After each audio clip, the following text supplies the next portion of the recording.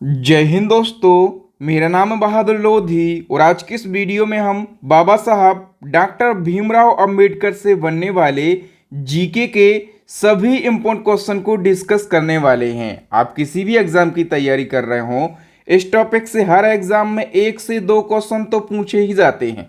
तो आइए दोस्तों, बिना किसी देरी के शुरुआत कर लेते हैं नंबर फर्स्ट क्वेश्चन से। और सबसे पहला हमारा क्वेश्चन है, डॉक्टर भीमराव अंबेडकर की जयंती निम्नलिखित में से किस दिन मनाई जाती है। हम बात करें अंबेडकर साहब की जयंती की, तो इनकी जयंती 14 अप्रैल को मनाई जाती है। ठीक है, अंबेडकर साहब का जन्म कब हुआ था? तो 14 अप्रैल 1891 को मध्य प्रदेश की आर्थिक राजधानी इंदौर में। कहाँ पर? मध्य प्रदेश के इंदौर के महू कस्बे में इनका जन्म हुआ था। ठीक है, और अब महू को किस नाम से जाना जाता है? तो महू को अब अंबेडकर नगर के नाम से जाना जाता है। क्या? अंबेडकर नगर के नाम से जाना जाता है महू को। ठीक है, ये सारे फैक्ट आपको याद रखना है। और सेकंड क्वेश्चन की बात करें तो बताइए, डॉक्टर भीमराव अंबेडकर का पूरा नाम क्या है? पूरा नाम तो सभी को पता होना चाहिए। इनका पूरा नाम है doctor Bhimrao Ramji Ambedkar. A option correct हो जाएगा। और डिटेल की हम बात करें तो डॉक्टर भीमराव अंबेडकर का पूरा नाम है डॉक्टर भीमराव रामजी अंबेडकर। ठीक है, और इनको बाबा साहब अंबेडकर के नाम से भी जाना जाता है।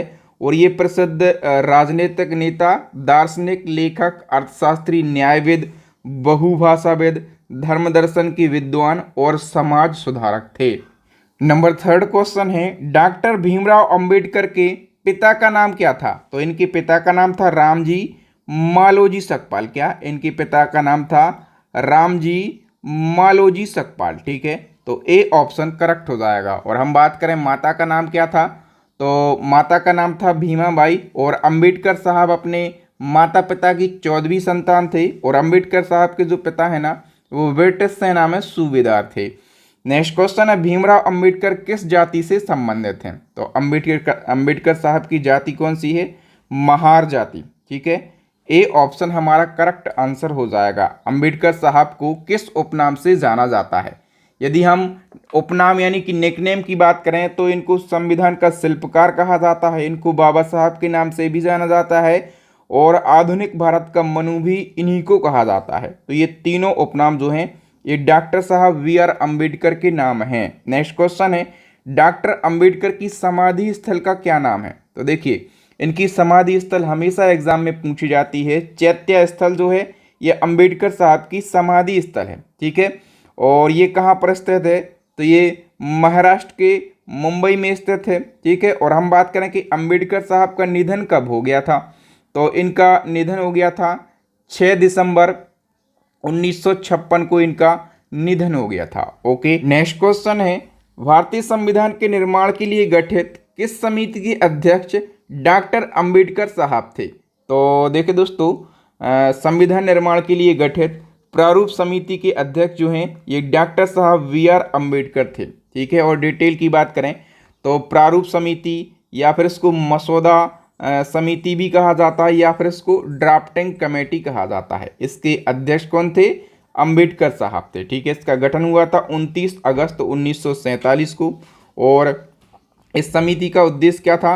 तो संविधान का निर्माण करना इसका प्रमुख उद्देश्य था। देखिए, अंबेडकर साहब तो अध्यक्ष थे, बाकी के सदस्य थे एन.जी. आयंगर, बी.एल. मित्रा, के.एम. मुंशी, कृष्ण स्वामी आयंगर, डी.पी. खेतान, सैयद मोहम्मद सादुल्लाह। ठीक है, ये सभी सदस्य थे। नेक्स्ट क्वेश्चन है, पूना पैक्ट किस किस के बीच में हुआ था? ये क्वेश्चन कई बार पूछा जाता है। तो पूना पैक्ट हुआ था अंबेडकर साहब और गांधी जी के बीच में। तो सी ऑप्शन हमारा करेक्ट आंसर हो जाएगा। ठीक है, और पूना पैक्ट यदि पूछा जाए कि कब हुआ था, तो डेट याद रखना, 24 सितंबर की बात है। कौन सी? 24 सितंबर और 1932 को ये पूना पैक्ट हुआ था। ठीक है, और कहाँ पर हुआ था ये भी पूछा जाता है। तो पुणे की यरवदा जेल में। ठीक है, पुणे की यरवदा सेंट्रल जेल में ये समझौता हुआ था अंबेडकर साहब और गांधी जी के बीच में। नेक्स्ट क्वेश्चन है, डॉक्टर भीमराव अंबेडकर ने संविधान का हृदय और आत्मा किसे कहा है? काफी अच्छा क्वेश्चन है।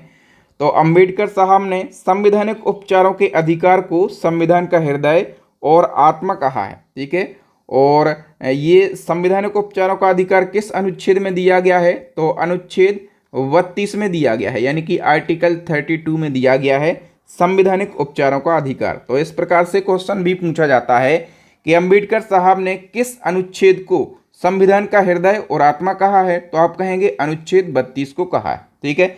संवैधानिक उपचारों का अधिकार क्या है? इसके अंतर्गत यदि किसी व्यक्ति के मूल अधिकारों का हनन होता है या फिर उल्लंघन होता है तो वो उसके उपचार के लिए क्या है, उसके उपचार के लिए सुप्रीम कोर्ट या फिर हाई कोर्ट जा सकता है। ठीक है। यदि वो सुप्रीम कोर्ट जाएगा तो अनुच्छेद 32 के तहत जाएगा, और यदि हाई कोर्ट जाएगा ना तो अनुच्छेद 226 के तहत जाएगा हाई कोर्ट। ठीक है। ये दो अनुच्छेद काफ़ी महत्वपूर्ण है, इनको आप याद रखेंगे। नेक्स्ट हमारा क्वेश्चन है, निम्नलिखित में से किस राजनीतिक दल का गठन डॉक्टर अंबेडकर साहब ने नहीं किया है? तो किस दल का गठन नहीं किया है, इन चार में से एक एक करके देख लेते हैं। अंबेडकर साहब ने भारतीय रिपब्लिकन पार्टी का गठन किया था, बिल्कुल सही है। और स्वतंत्र लेबर पार्टी का गठन किया था, ये भी बिल्कुल सही है। शेड्यूल कास्ट फेडरेशन का गठन किया था, ये भी बिल्कुल सही है। तो ये तीन संगठन का गठन किसने किया था? अंबेडकर साहब ने। तो इन तीन संगठन का नाम याद रखना। और चौथा संगठन है दलित शोषित समाज संघर्ष समिति, इसका गठन अंबेडकर साहब ने नहीं किया था। अच्छा, अंबेडकर साहब ने इसका गठन नहीं किया था, तो इसका गठन किसने किया था? इसका गठन जो है ये काशीराम ने किया था। ठीक है। और काशीराम कौन है? तो काशीराम ने ही बहुजन समाज पार्टी की स्थापना करी थी, यानी कि बहुजन समाज पार्टी के संस्थापक यदि पूछे जाएंगे तो आप क्या कहेंगे? काशीराम हैं। नेक्स्ट क्वेश्चन है, डॉक्टर बी आर अम्बेडकर को भारत रत्न कब दिया गया? मोस्ट इंपोर्टेंट क्वेश्चन है। तो अम्बेडकर साहब को मरणोपरांत भारत रत्न दिया गया था। ठीक है। और इनको भारत रत्न दिया गया था 1990 में। सी ऑप्शन हमारा करेक्ट आंसर हो जाएगा। भारत रत्न क्या है?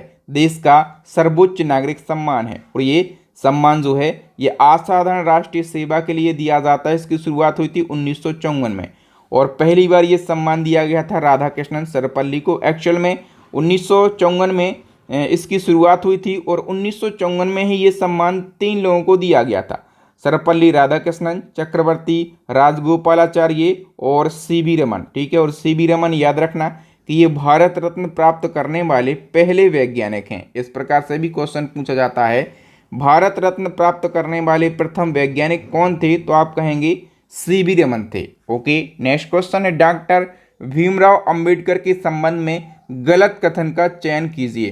तो इन चार में से कौन सा कथन गलत है, ये हमें बताना है। तो देखिए, 14 अक्टूबर 1956 को इन्होंने बौद्ध धर्म स्वीकार कर लिया था, बिल्कुल सही है। इन्होंने बौद्ध धर्म स्वीकार कर लिया था 1954 में। ठीक है। और हम बात करें कि इन्हें भारतीय संविधान का जनक कहा जाता है, बिल्कुल कहा जाता है। डॉक्टर अंबेडकर एकमात्र भारतीय हैं जिनकी प्रतिमा लंदन संग्रहालय में कार्ल मार्क्स के साथ लगी हुई है, ये फैक्ट भी बिल्कुल सही लिखा है। तो ये तीनों कथन जो हैं ये सही हैं, डी ऑप्शन करेक्ट हो जाएगा। उपर्युक्त सभी कथन सही हैं। बताइए, दी बुद्ध एंड हिज धम्म की रचना किसके द्वारा करी गई थी?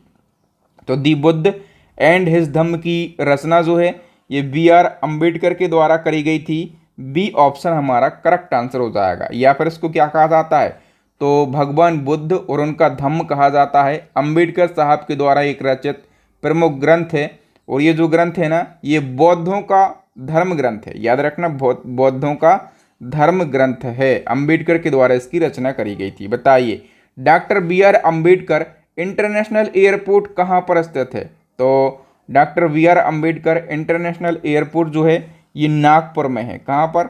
नागपुर में। ठीक है। और इस एयरपोर्ट को सोनेगांव एयरपोर्ट के नाम से भी जाना जाता है। क्या? सोनेगांव एयरपोर्ट के नाम से भी जाना जाता है। ये महाराष्ट्र के नागपुर में स्थित है। बताइए, कौन सी पुस्तक अंबेडकर साहब के द्वारा लिखी गई? तो देखिए दोस्तों, पाकिस्तान पर विचार पुस्तक जो है ये अंबेडकर साहब के द्वारा लिखी गई। रुपए की समस्या, उद्भव और समाधान, ये पुस्तक भी अंबेडकर साहब के द्वारा लिखी गई। संघ बनाम स्वतंत्रता, ये भी अंबेडकर साहब के द्वारा लिखी गई। यानी कि ये तीनों पुस्तकें अंबेडकर साहब के द्वारा लिखी गई हैं। अब देखिए दोस्तों, अंबेडकर साहब के द्वारा कई महत्वपूर्ण पुस्तकें लिखी गई हैं। उनमें से कौन कौन सी एग्जाम में पूछी जाती हैं उनको हम एक बार में डिस्कस कर लेते हैं। देखिए, भारत का राष्ट्रीय अंश, ये पुस्तक 1916 में छपी। ठीक है। और भारत में जातियां और मशीनीकरण, भारत में लघु कृषि एवं उनके उपचार, मूल नायक, ब्रिटिश भारत में साम्राज्यवादी वित्त का विकेंद्रीकरण, रुपए की समस्या, उद्भव और समाधान। ठीक है। इसके बाद जाति का उन्मूलन, संघ बनाम स्वतंत्रता, पाकिस्तान पर विचार, ये महत्वपूर्ण पुस्तक है। श्री गांधी एवं अछूतों की विमुक्ति, रनाडे, गांधी और जन्ना, शूद्र कौन और कैसे, भगवान बुद्ध और उनका धम्म। ठीक है। यहाँ पर धर्म नहीं है, भगवान बुद्ध और उनका धम्म। ठीक है। ये 1957 में पुस्तक छपी प्रकाशित हुई। ठीक है। तो ये 13 पुस्तकें हैं, इनको आप जरूर याद रखना। यहाँ से एक पुस्तक एग्जाम में पूछी ही जाती है।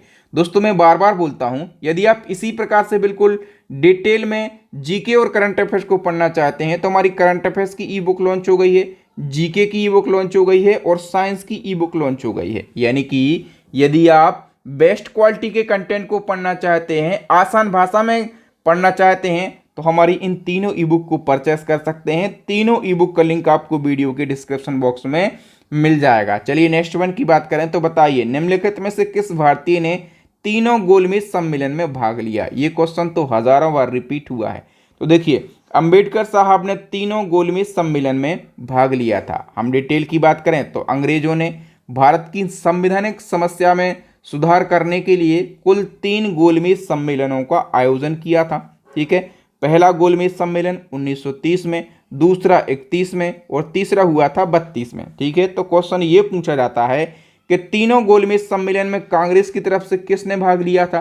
तो आप कहेंगे वी.आर. अंबेडकर साहब ने भाग लिया था। एक और क्वेश्चन पूछा जाता है कि गांधी जी ने किस सम्मेलन में भाग लिया? तो गांधी जी केवल दूसरे गोलमेज सम्मेलन में कांग्रेस की तरफ से शामिल हुए थे। ओके, बताइए, एक भीम ऐप लॉन्च हुआ था। ठीक है। भीम ऐप को किसने विकसित किया था? ये क्वेश्चन बताइए। तो देखिए दोस्तों, एनपीसीआई ने भीम ऐप को विकसित किया था। हम डिटेल की बात करें तो भीम ऐप को एनपीसीआई के द्वारा नोटबंदी के दौरान ऑनलाइन पेमेंट की सुविधा को बढ़ाने के लिए विकसित किया गया था। ठीक है। और जो एनपीसीआई है, इसका फुल फॉर्म क्या होता है? National payment corporation of India इसका फुल फॉर्म होता है। और इस ऐप का नामकरण डॉक्टर भीमराव अंबेडकर के नाम पर किया गया। क्या नाम दिया गया इसको? भीम नाम दिया गया। भीम का फुल फॉर्म क्या है? भारत इंटरफेस फॉर मनी इसका फुल फॉर्म है। और इसको लॉन्च किया गया था 30 दिसंबर 2016 को और प्रधानमंत्री मोदी जी के द्वारा इसको लॉन्च किया गया था। निम्नलिखित में से किसने मुंबई में बहिष्कृत हितकारिणी सभा की स्थापना करी थी? तो बहिष्कृत हितकारिणी सभा की स्थापना मुंबई में अंबेडकर साहब के द्वारा करी गई थी। ठीक है। बी ऑप्शन हमारा करेक्ट आंसर हो जाएगा। ठीक है। और कब करी गई थी स्थापना? तो 1924 में करी गई थी। और इस सभा का उद्देश्य क्या है? तो अछूतों की शिक्षा को बढ़ावा देना और नई सामाजिक राजनीतिक जागरूकता लाना इसका प्रमुख उद्देश्य था। नेक्स्ट हमारा क्वेश्चन है, निम्नलिखित में से कौन सी पत्रिका अंबेडकर साहब ने शुरू नहीं करी? तो एक एक करके देख लेते हैं। बहिष्कृत भारत, ये अंबेडकर साहब ने शुरू करी। प्रबुद्ध भारत भी शुरू करी और मूक नायक भी शुरू करी। लेकिन जो सरस्वती पत्रिका है, इसके संस्थापक कौन थे? तो बाबू चिंतामणि घोष। कौन? चिंतामणि घोष जो है ये सरस्वती पत्रिका के संस्थापक थे। ठीक है। याद रखना इन चारों पत्रिकाओं को। नेक्स्ट क्वेश्चन है, पीने के पानी के लिए सत्याग्रह करने वाले प्रथम और अभी तक के एकमात्र सत्याग्रही कौन थे? मोस्ट इंपोर्टेंट क्वेश्चन है। तो ये थे डॉक्टर साहब V R. Ambedkar. B option correct हो जाएगा। देखिए, इसी क्रम में एक और क्वेश्चन पूछा जाएगा कि महाड़ या फिर महाड़ सत्याग्रह का नेतृत्व किसने किया था? तो महाड़ या फिर महाड़ सत्याग्रह का नेतृत्व जो है ये डॉक्टर वी.आर. अंबेडकर ने किया था। ठीक है। डिटेल से इस क्वेश्चन को समझेंगे हम, चूंकि इम्पोर्टेंट है। तो देखिए दोस्तों, महाड़ सत्याग्रह का नेतृत्व किया था अंबेडकर साहब ने। ठीक है। और इस सत्याग्रह को चवदार तालाब सत्याग्रह और महाड़ का मुक्ति संग्राम भी कहा जाता है। देखिए, ये सत्याग्रह महाराष्ट्र के रायगढ़ जिले में महाद नामक स्थान पर शुरू किया गया था और 20 मार्च 1927 को यह सत्याग्रह शुरू किया गया था। अछूत समुदाय को शहर के तालाब से पानी लेने का अधिकार दिलाने के लिए ये शुरू किया गया था। किसने शुरू किया था? अंबेडकर साहब ने शुरू किया था। और ये क्वेश्चन पूछा ही जाता है कि पीने के पानी के लिए सत्याग्रह करने वाले प्रथम और एकमात्र सत्याग्रही कौन थे? तो अभी मैंने बताया डॉक्टर अंबेडकर साहब थे। ठीक है, तो इसी प्रकार से हमें जीके को पढ़ना है, चाहे कोई भी टॉपिक पढ़ रहे हो। बताइए, डॉक्टर भीमराव अंबेडकर ने दलित वर्ग एसोसिएशन की स्थापना किस वर्ष करी थी? करेक्ट आंसर हो जाएगा 1930 में। नेक्स्ट क्वेश्चन है, डॉक्टर भीमराव अंबेडकर को स्नातक की पढ़ाई के लिए छात्रवृत्ति किसने दी थी? तो अंबेडकर साहब को स्नातक की पढ़ाई के लिए छात्रवृत्ति दी थी सयाजीराव गायकवाड़ ने।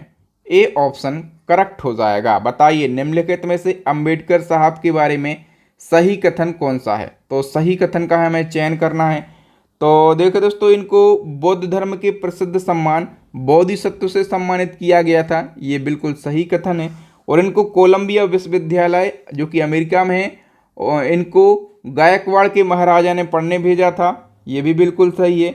और हिल्टन यंग कमीशन अंबेडकर साहब के विचारों पर आधारित था, और हिल्टन यंग कमीशन के सिफारिश पर आरबीआई की स्थापना करी गई थी। बिल्कुल, ये जो कमीशन है ना, ये अंबेडकर साहब के विचारों पर आधारित था। ठीक है, और इसी कमीशन की सिफारिश पर आरबीआई की स्थापना करी गई थी। इसको भी आप याद रखेंगे, क्योंकि अंबेडकर साहब जो हैं ये प्रसिद्ध अर्थशास्त्री भी थे। ठीक है, तो ये सारे के सारे कथन जो हैं ये सभी सही हैं। नेक्स्ट वन की हम बात करें तो the problem of the rupee, its origin and its solution पुस्तक के लेखक कौन थे? करेक्ट आंसर हो जाएगा, इस पुस्तक के लेखक थे डॉक्टर वी.आर. अंबेडकर। नेक्स्ट है, स्वतंत्र भारत के पहले कानून मंत्री कौन थे? तो स्वतंत्र भारत के पहले कानून मंत्री थे डॉक्टर भीमराव अंबेडकर। ठीक है, और सरदार बलदेव की बात करें तो सरदार बलदेव सिंह जो ये स्वतंत्र भारत के पहले रक्षा मंत्री थे। ठीक है, कौन थे? रक्षा मंत्री। नाम से ही आप समझ पा रहे होंगे, बलदेव। ठीक है, मतलब ये काफ़ी बलशाली हैं, इसलिए इनको रक्षा मंत्री बनाया गया। आर के शममुखम सेठी की बात करें तो ये स्वतंत्र भारत के पहले वित्त मंत्री थे। कौन थे? स्वतंत्र भारत के पहले वित्त मंत्री। ज्ञानी जेल सिंह की बात करें तो ये भारत के पहले सिख राष्ट्रपति थे। ठीक है, याद रखना इन सभी को।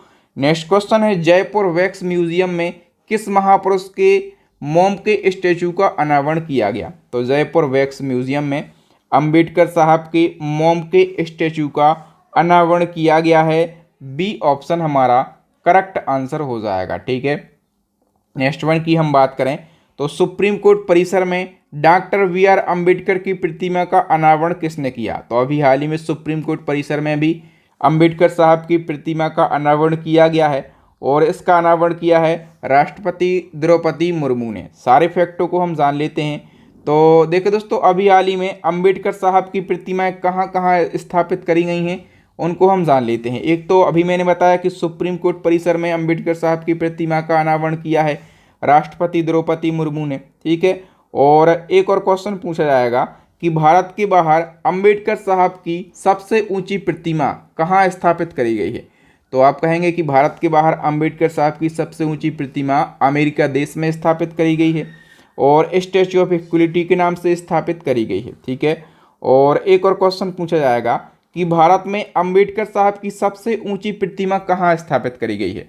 तो भारत में अंबेडकर साहब की सबसे ऊंची प्रतिमा 125 फुट की, इसका अनावरण तेलंगाना की राजधानी हैदराबाद में किया गया है। ठीक है, तो ये 3 प्रतिमाएं अंबेडकर साहब की, इनको आप ज़रूर याद रखेंगे। तो यहाँ पर अंबेडकर साहब से जितने भी इम्पोर्टेंट क्वेश्चन बन सकते थे, हमने उन सभी क्वेश्चन को डिस्कस किया है। एक बार आप कमेंट सेक्शन में जय हिंद, जय संविधान, जय भीम ज़रूर लिखें। और इसी प्रकार से यदि आप करंट अफेयर्स को, जीके को, साइंस को पढ़ना चाहते हैं तो इन तीनों ई बुक को हमने बहुत ही मेहनत करने के बाद तैयार किया है, और मैं गारंटी से बोल सकता हूं आपको सिलेक्शन लेने में काफ़ी मदद करने वाली हैं हमारी तीनों ई बुक। तो इन तीनों ई बुक को परचेस करके अपनी स्टडी को मजबूत कीजिए। एक क्वेश्चन का आंसर बता के जाना है, मुझे भी तो पता चले कि आपने वीडियो कितने अच्छे से देखा है, अंबेडकर साहब के बारे में कितने अच्छे से पढ़ा है। पूना पैक्ट किस किस के बीच में हुआ था, और दूसरा आपको बताना है कि पूना पैक्ट कब हुआ था। ये 2 बातें आपको कमेंट सेक्शन में कमेंट करके बताना है। वीडियो आपको ज़रूर अच्छा लगा होगा, मुझे पता है। वीडियो अच्छा लगा है ना, तो वीडियो को लाइक कर दीजिए, अपने दोस्तों के साथ, भाई बहनों के साथ, जितने आपके स्टडी से रिलेटेड व्हाट्सएप टेलीग्राम पर ग्रुप होना, सभी ग्रुपों में इस वीडियो को शेयर कीजिए अंबेडकर जी के नाम पर, ठीक है। और चैनल को कर लीजिए सब्सक्राइब, ताकि इसी प्रकार के जब भी मैं वीडियो डालूं तो उसका नोटिफिकेशन आपको सबसे पहले मिल सके। थैंक यू दोस्तों, मिलेंगे नेक्स्ट वीडियो में, तब तक के लिए जय हिंद, जय भारत, वंदे मातरम।